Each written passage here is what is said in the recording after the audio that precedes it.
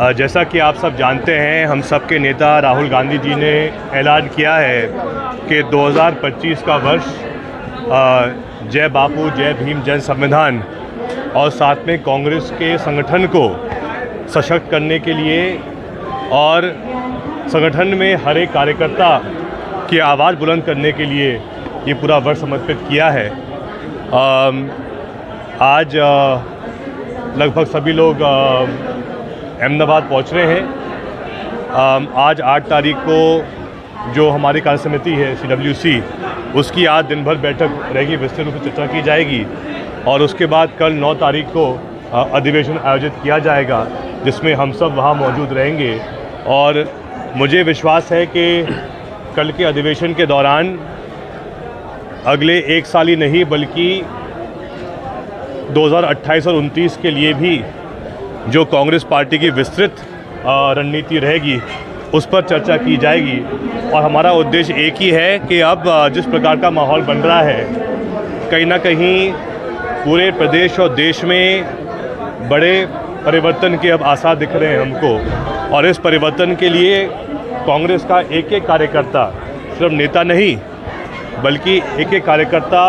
अपनी भूमिका कैसे निभा सकता है, उस पर हम ज़रूर विस्तृत चर्चा करेंगे। एक तरफ पूरे विश्व में जो नीतियाँ अमेरिका ने अभी ऐलान किया है कुछ दिन पहले, जिसमें कि पूरे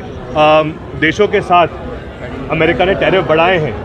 जिसके कारण अकेले कल स्टॉक मार्केट गिरा 2500 पॉइंट और काफ़ी गिरावट आई क्रूड ऑयल में भी, जो कच्चा तेल जिसको हम कहते हैं, काफ़ी गिरावट उसमें भी आई है। लेकिन उस गिरावट के बावजूद विश्व स्तर पे हमारे भारत में फिर भी दाम बढ़ाए जा रहे हैं। कल ही जानकारी मिली है कि हमारा जो गैस सिलेंडर है उसके भी दाम बढ़ाए हैं 50 रुपये के आसपास पूरे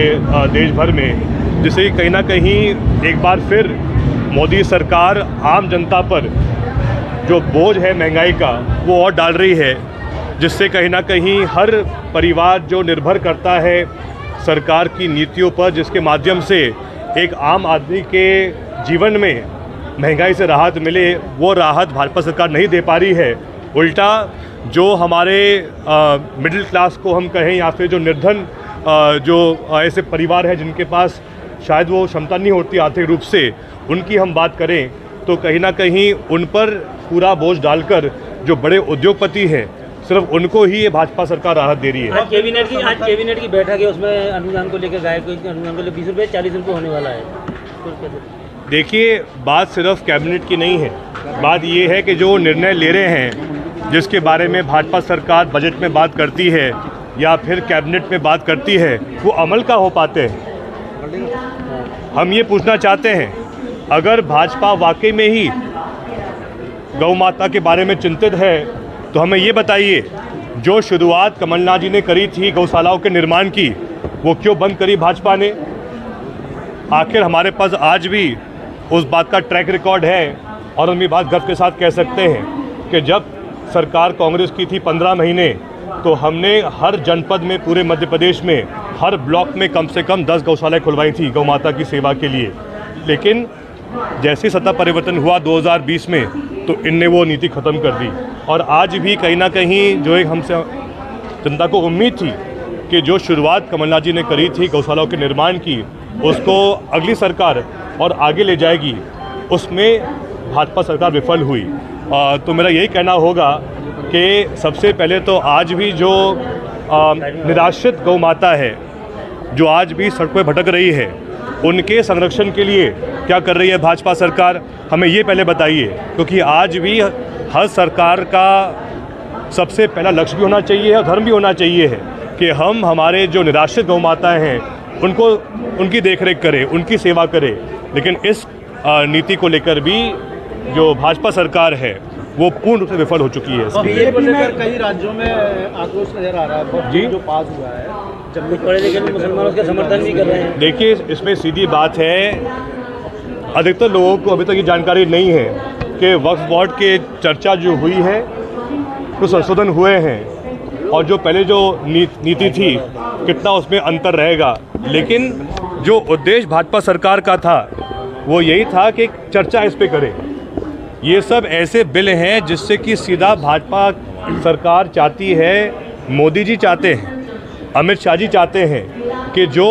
असली मुद्दे हैं, चाहे वो मुद्दा बेरोजगारी का हो, चाहे मुद्दा स्वास्थ्य सुविधाओं का हो, या फिर जिस प्रकार से महंगाई बढ़ रही है उसका मुद्दा हो, इन सब चीज़ों से ध्यान भटकाने के लिए वक्फ बोर्ड जैसे बिल पर चर्चा की जाती है, ताकि जो एक प्रकार से जो चर्चा होनी चाहिए देश भर में जनता के हित के लिए, देश के हित के लिए, वो सब बातें भाजपा भूल जाती, भाजपा उस पर बात नहीं करती है और सीधा जो ऐसे मुद्दे हैं जिससे कि तनाव बने, जिससे कि विवाद हो धर्म के आधार पे, समाज के आधार पे, उन बिंदुओं पर ही भाजपा चाहती है कि इसी प्रकार से समय बर्बाद हो, इसलिए ऐसे मुद्दे लाती है। उद्घाटन को लेकर सांसद भारत सिंह और सिंधिया समर्थकों में गुटबाजी दिख रही है बीजेपी में। जनता के आक्रोश के बाद आज ब्रिज का उद्घाटन हो रहा है, लेकिन सीएम नहीं पहुंच रहे हैं। देखिए, बार बार ऐसे उदाहरण सामने आ रहे हैं कि एक तरफ नाराज भाजपा है, एक तरफ महाराज भाजपा है, लेकिन इनमें समन्वय इसलिए नहीं बन पा रहा है क्योंकि आज भी जो इनमें एक कल्चर आ गई है भाजपा में कि जो पुराने भाजपा के कार्यकर्ता हैं, जिन्होंने उनका पूरा जीवन समर्पित किया है कहीं ना कहीं भाजपा में, उनको आज कोई पूछ नहीं रहा है।